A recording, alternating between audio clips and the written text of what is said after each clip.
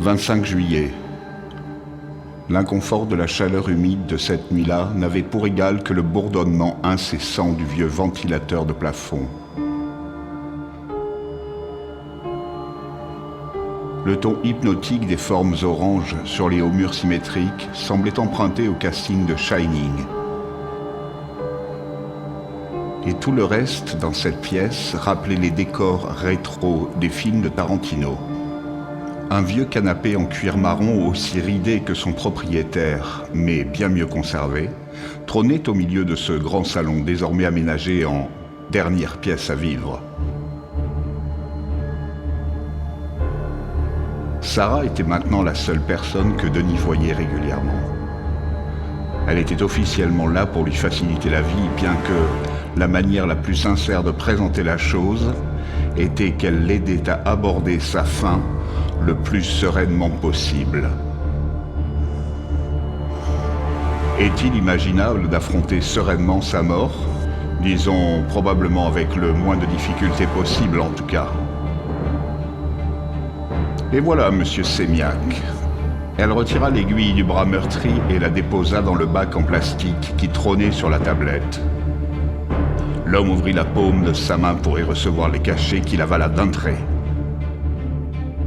Combien de fois vais-je devoir vous supplier de m'appeler Denis avant de mourir, Sarah? Ne dites pas ça, monsieur. Et pourtant, vous n'êtes plus une enfant. Vous connaissez bien l'issue de toute cette comédie, ma chère. Le visage bouffi et engageant de la jeune femme se mua en un masque d'insensibilité.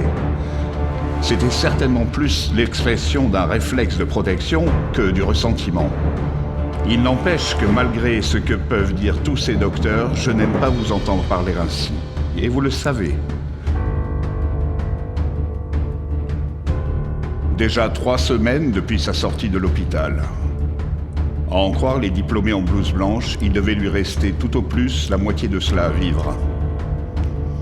Même s'il essayait de profiter de chaque jour au maximum, ils se ressemblaient tous au fond de ce lit. Les seuls événements qui pimentaient sa vie apparaissaient à travers les mots de ses romans et des images qui animaient son écran de télé. Et pourtant, contre toute attente, quelque chose arriva en cette fin de journée moite et banale. Il était 23h57. Un froissement de chemise força Denis à ouvrir les paupières. Tout le décor se profilait lentement et était encore trouble, à l'instar de ces grandes toiles impressionnistes qu'il avait jadis vues dans des musées. Il cherchait Sarah des yeux. « Est-ce que tout va bien ?» La silhouette qui se tenait devant lui était bien trop grande et large d'épaules pour être celle de la jeune femme, bien trop sérieuse également. « Bonsoir, Denis. » Le ton grave de ce timbre de voix était d'un calme tout aussi apaisant qu'effrayant.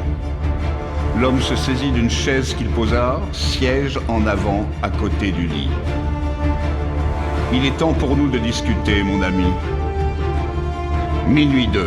Seul le vrombissement des pales au-dessus de leur tête leur rappelait qu'ils étaient encore présents dans le monde réel. Était-ce à cause de la peur ou parce qu'ils savaient que l'homme allait continuer de parler?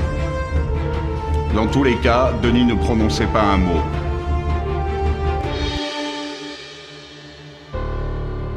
L'image devant ses yeux se fixait désormais, devenue nette. Le visage de l'inconnu était sec, assorti à de fins sourcils colorés d'un noir sévère. « Je suis là pour vous aider à régler les derniers détails avant la fin. Vous savez qu'il est temps, n'est-ce pas? Mais savez-vous ce qui vous attend ensuite? » « Mais qui êtes-vous, bon Dieu? » Ah non, justement. Le regard de l'homme se fixa sur Denis avec un rictus d'ironie. Je représente justement l'autre camp, si l'on peut s'exprimer ainsi. Le sourire, désormais totalement fixé sur le vieil homme, était devenu gigantesque et se faisait de plus en plus perçant, englobant tout le champ de vision de Denis. Il semblait avoir pris vie, comme si c'était maintenant lui qui parlait. Je m'appelle Mark Fagan. Je suis avocat et mon patron vient vous proposer nos services afin de défendre au mieux vos intérêts le moment venu devant celui que vous nommez le bon. Alors quoi? Vous vous croyez dans Good Omens?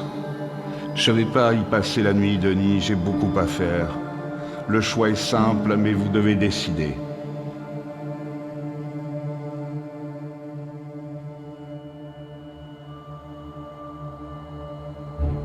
Vous pouvez vous repentir de vos actes, vous jugerez leurs conséquences néfastes et apaiserez un peu de souffrance au moment de votre départ. Ou vous pouvez simplement affirmer la suprématie du déterminisme et décider de continuer à vivre.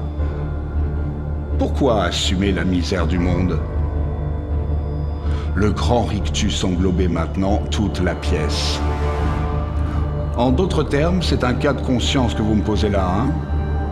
Quel est le problème, Denis? Pourquoi réfléchir? Qu'y a-t-il de si difficile dans cette décision? Est-ce la peur qui vous submerge à présent? Vous savez, il n'y a pas de honte à avoir devant la peur. Ce fléau de l'humanité, je vais vous dire, c'est la peur. La peur qui s'est immiscée sournoise et silencieuse, maligne et déterminée. Elle a pris son temps, le temps de nous observer et de nous comprendre. Puis elle s'est faufilée en bâtissant ses fondements profondément et tellement confortablement que ses piliers sont aujourd'hui bien plus solides que ceux qui soutiennent notre humanité. Elle n'a pas eu à se donner tant de mal que ce que nous pourrions le penser.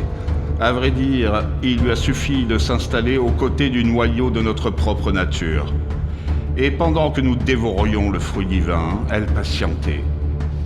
Mais vous connaissez l'être humain, il a toujours les yeux plus gros que le ventre. Le fruit était en partie déjà bien entamé, et alors que nous calions, elle a simplement attendu que le reste pourrisse, fondant ingénieusement son développement sur l'assimilation de nos composés organiques. La bonté s'est progressivement muée en égoïsme, l'amour en méfiance, et avant même qu'on ne le réalise, le processus de moisissure était achevé. Aujourd'hui, la sonnette retentit. Elle se tient là, assurée et immobile sur le pas de notre porte, mieux équipée que jamais pour cette expédition pour laquelle nous n'avons plus aucun guide. Vous savez, Marc,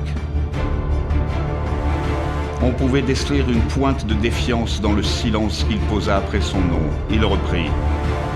Ce qui me dégoûte aujourd'hui, ce n'est pas tant le monde en lui-même, ni les choses que l'on y trouve de prime abord. Ce qui me révulse, c'est ce qu'en font les gens. Tout est devenu du produit de consommation voué à satisfaction personnelle et immédiate. On ne fait plus l'amour, on baise, on ne mange plus, on engloutit. On ne se promène plus, on va sur Google Earth. On ne partage plus de regards évocateurs. On remporte des débats sur Facebook.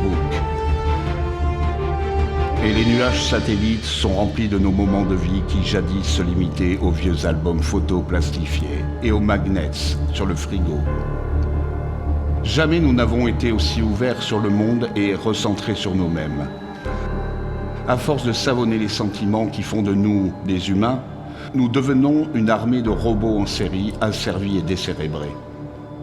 Nous vénérons des dieux qui n'ont plus rien d'humain.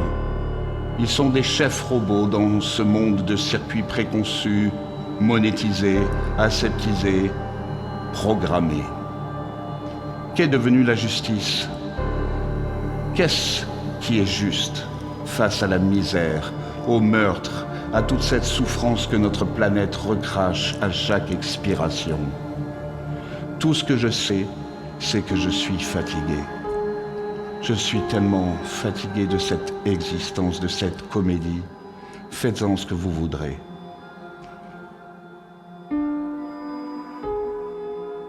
On dirait qu'il s'agit de bien plus que de peur ici. Nous parlons de l'idée de Dieu, de repentir, de bien et de mal, de sacrifice. Nous parlons certes d'instinct de survie, mais surtout de conscience. Qu'y a-t-il de surprenant à cela? Un malade ne peut-il pas en faire preuve? Le large sourire s'effaça pour de nouveau laisser place à cette grande silhouette qui s'étirait de tout son long dans le fauteuil. Oh, un malade, si, bien sûr. Un androïde, je ne pensais pas. Et alors qu'il se dirigeait vers l'extrémité de la pièce pour allumer la lumière, lança tout fort. Fin de l'expérience 73 OAB. Résultat concluant.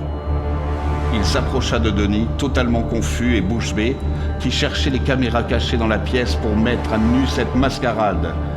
Il n'eut pas le temps de réfléchir bien longtemps. Sa batterie principale venait d'être débranchée. Merci A42. Tu viens de remettre en question les plus grands dogmes de notre civilisation.